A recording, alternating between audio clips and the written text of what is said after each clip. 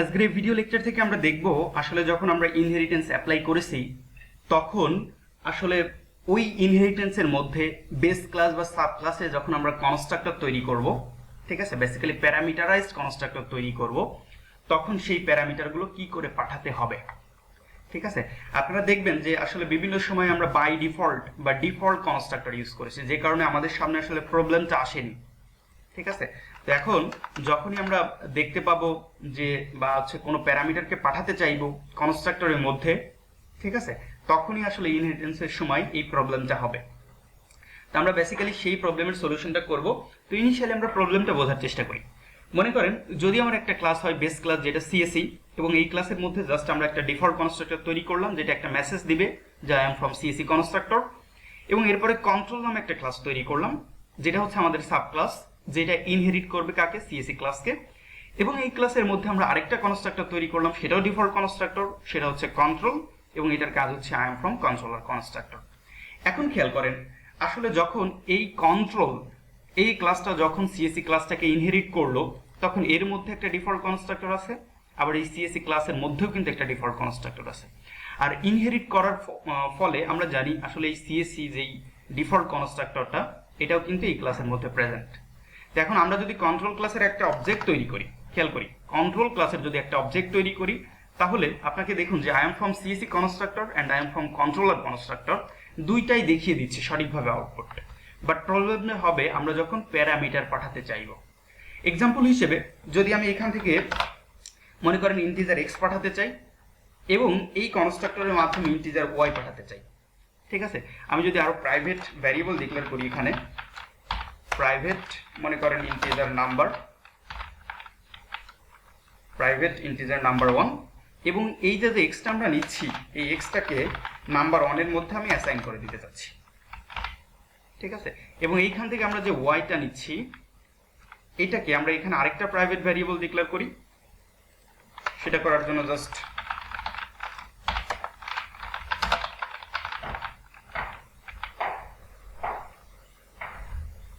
Private integer number 2, এবং এখান থেকে আমরা এই নাম্বার 2 এর মধ্যে জাস্ট এই ওয়াইটাকে অ্যাসাইন করে দিতে চাই। ঠিক আছে, কোশ্চিন হলো যে এখন আমরা আসলে যখন এই কন্ট্রোল ক্লাসের অবজেক্ট তৈরি করব বা সাব ক্লাসের অবজেক্ট তৈরি করব, তখন প্যারামিটারটা বা ভ্যালুটা কি করে পাঠাবো। এক্সাম্পল হিসেবে আমি যদি আপনাদেরকে বলে দিই এভাবে, মনে করেন যেহেতু আমরা দুই জায়গাতে ইন্টিজার ভ্যালু নিচ্ছিলাম, আর আমি যদি শুধুমাত্র 100 পাঠিয়ে দিই, তখন কিন্তু কম্পাইলার আপনাকে এরর দেখাবে। ঠিক আছে, দেখুন no matching function for calling to CAC. কারণ হলো কি, আপনি কনস্ট্রাক্টর তৈরি করলেন, এখন তো এই সিএসি ক্লাসের কনস্ট্রাক্টরটা এখন কন্ট্রোলার ক্লাসের মধ্যে প্রেজেন্ট, তাই না? তো এই ভ্যালুটা কিভাবে কম্পাইলার অ্যাসাইন করবে। ঠিক আছে, তো এই প্রবলেমের সলিউশনটা বেসিক্যালি আমরা আজকে দেখতে চাই।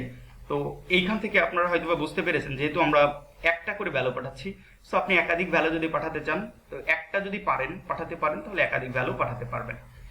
তো এবার খেয়াল করি যে মনে করেন আমরা যদি এই কন্ট্রোলার কনস্ট্রাক্টরের মাধ্যমে, যদি এই সিএসি ক্লাসের কনস্ট্রাক্টরের মাধ্যমেই ভ্যালুটা অ্যাসাইন করে দিতে পারি, তাহলে কিন্তু আমাদের আর কোনো ধরনের কোনো এরর থাকবে না। তো সেটা করার জন্য জাস্ট আপনাকে একটা কোলন দিতে হবে।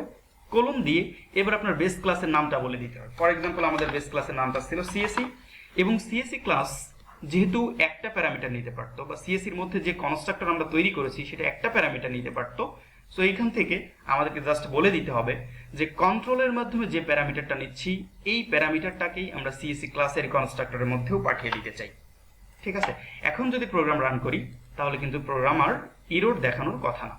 ঠিক আছে, তো আমরা যদি জাস্ট এখান থেকে আউটপুট দেওয়ার চেষ্টা করি বা আউটপুট দেখার চেষ্টা করি, জাস্ট আমি একটা ডিসপ্লে ফাংশন লিখতে চাই। তো এই ফাংশনের কাজ হচ্ছে ভ্যালু অফ নাম্বার 1, এই মেসেজটা দিবে, সাথে সাথে ওই নাম্বার 1 এর ভ্যালুটাকে আমাদের কাছে প্রিন্ট করে দিবে। আমরা যদি এই কাজটা এখানেও করি, ঠিক আছে, যে এই পাবলিকের আন্ডারে এখানে জাস্ট মনে করেন যে ডিসপ্লে 1 নামে এই ফাংশনটা আমরা তৈরি করলাম, এবং এটার কাজ হচ্ছে জাস্ট নাম্বার 2 এর ভ্যালুটা প্রিন্ট করে দেওয়া। তো নাম্বার 2 এর ভ্যালুটা আমরা এখান থেকে নিয়ে নিচ্ছি।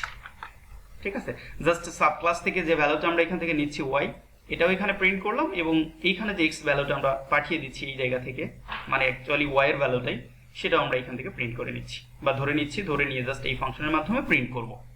তো এখন যদি আমরা অবজেক্টটাকে কোনো একটা ইন্টিজার ভ্যালু দিয়ে কল করি, তাহলে দেখুন অবজেক্টটা তৈরি করি, তাহলে দেখুন আগের মতো আউটপুট দিচ্ছে, কারণ হচ্ছে আমরা কোনো ডিসপ্লে ফাংশনকে এখনো কল করি নাই।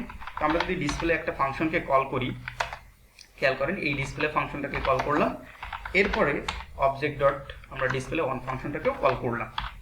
এই কল করার ফলে এখন যদি আমরা আউটপুটের দিকে তাকাই তাহলে দেখুন এখন কিন্তু যে I am from CSC constructor, I am from controller constructor, then পরে value of number 1 is 100, value of number 2 is 100, এভাবে ভ্যালু দেখাচ্ছে।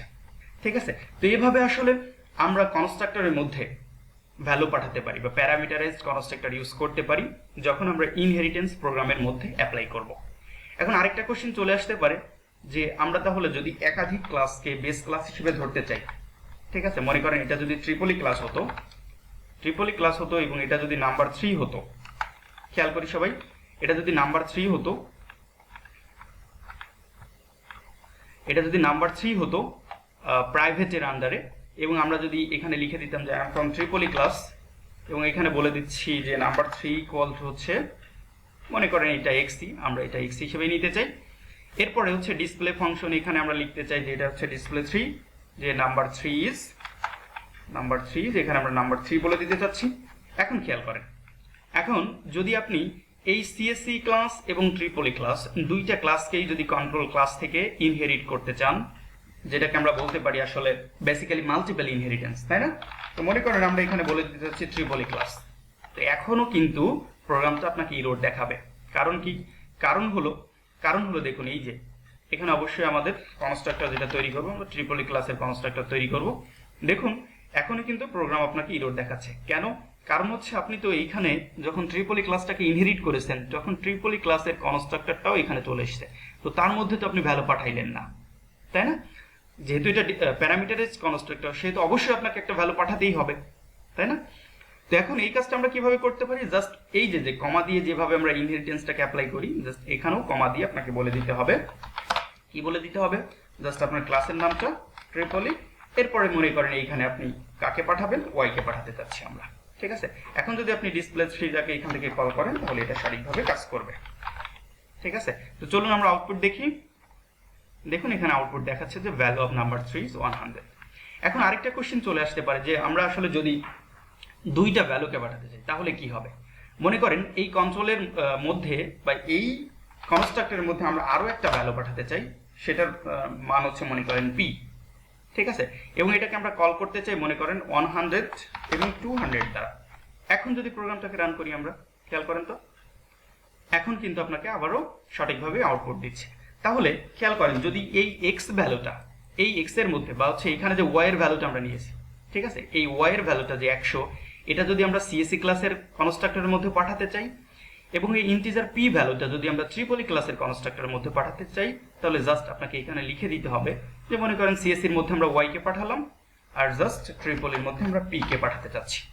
এটা বলে দিলেই আসলে ট্রিপলি ক্লাসের কনস্ট্রাক্টর জাস্ট এই যে পি বা 2 নাম্বার যে ভ্যালুটা, এই যে 2 নাম্বার যে ভ্যালুটা আমরা এখান থেকে নিচ্ছি সেটা কনস্ট্রাক্টরের মধ্যে অ্যাসাইন করে দিবে, ঠিক আছে? তো খেয়াল করেন, দেখুন এই যে ট্রিপলি ক্লাসের মধ্যে দেখুন এখন 200 অ্যাসাইন করে দিয়েছে, ভ্যালু অফ নাম্বার 3 ইজ 200।